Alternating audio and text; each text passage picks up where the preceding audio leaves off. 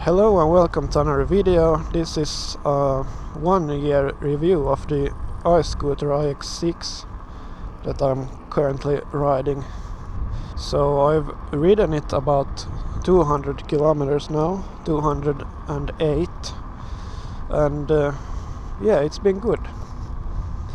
And as you may know, I had some problems in the beginning, but that was just the battery and I replaced it and it has been working since. I'm actually on my way to a sand pit right now. It looks pretty nice on Google Maps with the satellite photos. It looks like a lagoon almost. There's some blue water, but I haven't been there in real life ever before. So I'm not sure what to expect, but at least it looks good on maps. So I also have my drone with me, as you could see in the intro. And I don't know how close I can get with the scooter, so I'm gonna most likely use my drone to get some shots there. Because I think there's some fence and gates. This bit may be a bit dark because I also upgraded my setup. I have a chin mount for my helmet and the ND filter pack from DJI, so that I get some natural motion blur, which should look pretty nice. So that's why it's a bit dark when I'm in the shadows. I've also clipped my mic onto the velcro from the chin mount, so I hope the audio is pretty nice too. I have it set to -12 dB. I think also because I'm using my helmet that I might be lisping a bit more, but that's just how it is when you have a helmet on. I don't really know what to say either, because I don't have much to say about this. It's good for the price at least, and it's been good these 200 kilometers after I replaced the battery, and that's just a fault from factory that could happen to anything that you buy. So there's nothing weird with that. I was just unlucky, but also lucky at the same time, because I got the scooter for free, so I just had to pay for the battery, which was 200 euros plus 20 euros in shipping. So yeah, I got this scooter for 220 euros, and that's pretty good. Now I'm hoping I'm going the right direction, but it should be. And it's starting to look a bit more sandy now, so I should be closing in on the sand pit. These weren't small. Yeah, I'm gonna have a look with my drone now, because it says there that I can't walk there or go there, and as I saw the police, it doesn't feel that safe.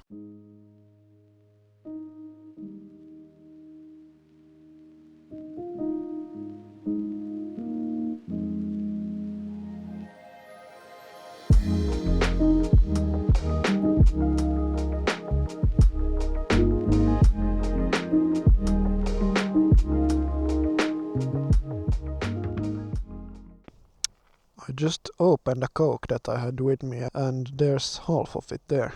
So it was a bit bumpy on the road here. It might be good to power the scooter on first. It makes stuff a bit easier. I don't know why this road is in such a bad shape. Most likely because it isn't used. But it's also a good off-road test. So it is pretty capable, as you can see. A bit shaky, but not that bad. This whole trip should be around 30 kilometers, and I've done 33 at most, and I also have a smaller battery than original, so that's pretty good. I have a 15 ampere hours, and the one from factory is 17.5, so the difference isn't that big. I also don't know how much motion blur I will get in this speed.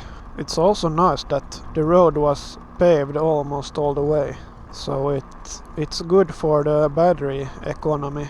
You could easily see that it was way heavier to ride on the gravel, and it was also the terrain was pretty rough, so there was a bit of rocks and so on, but it still did pretty good. It is capable of doing some off-roading. I've been on worse roads where I actually hit the brake there. I hit it in the ground, so it was full of dirt, so I had to open it and clean it. But that job took maybe 2 minutes and it was fixed. It would be worse with hydraulic brakes if you break something. No pun intended. But the terrain here is pretty nice. I like it on the countryside. I don't like cities at all. I don't like people and not the environment of cities. Now I can smell that someone is grilling some beef. This road is pretty traffic intensive. I hope it's not that dark on video, but it most likely is. I might have to brighten it up a bit in post. But yeah, this scooter is pretty capable of a lot of things. And it's powerful enough, even though it could have some more power, but with the 1000 watt that this is, it's the legal limit here in Finland. So that's nice. I can have this amount of power and still ride it legally. The nice thing about driving legally now is that I can also do a battery test when going max 25, because when I did 33 kilometers it was in the faster mode, so I was going between 30 and 45 most of the time. Then I had I think 45 volts when I got home, and now I'm at 46, but 45 was when I was standing still, so you can't compare it, because it's always lower when the motor is spinning. So if I would stop now, it would most likely go to 47 or 48. This is also most likely gonna take like half a week to edit, because I have 2 hours of material, or at least it was an hour when I went there, but I also did the drone intro, which took like 10 minutes, I think, something along those lines. I have to say though, it's pretty easy with the drones nowadays. I just have to use the tracking, and I don't remember now what it was called, but yeah, I just set the point where I wanted the drone to be in reference to me, and then it just tracked me. And it was also nice that I could leave the controller where I had my base, so I didn't have to drop the controller or phone when riding. I think I'm gonna use more drone clips in my videos if or that depends how much scooter videos I make. But now that I have this setup, I'm gonna most likely do a bit more scooter content, even though I think there won't be much time left this year because it's almost fall already. But here's like at least a month left where I can do some scooter rides. I should just get the drone license as well, so that it's legal for me to use the drone. I can use it in restricted areas or like private areas, at least as far as I know, but in public areas I'm not allowed to use it. So that means like if I'm next to a wheat field or something, then well, it's public, but there's not much traffic and stuff, so I think I should be good, just like in the intro. And also at home, of course, I'm able to legally use it without a license, but not like in the city where it could harm other people. I had an idea where I was gonna film an intro like this, but then I would have to have the license, and it's 100 euros for 5 years, so I didn't really want to get it right now, but I'm most likely gonna get it in like a few months or so, just to be on the safe side, because then the content is more versatile. Here's a bit of a downhill, so now I can go a bit faster. The fastest I've gone in a downhill was actually 63.4, and that was a really steep hill.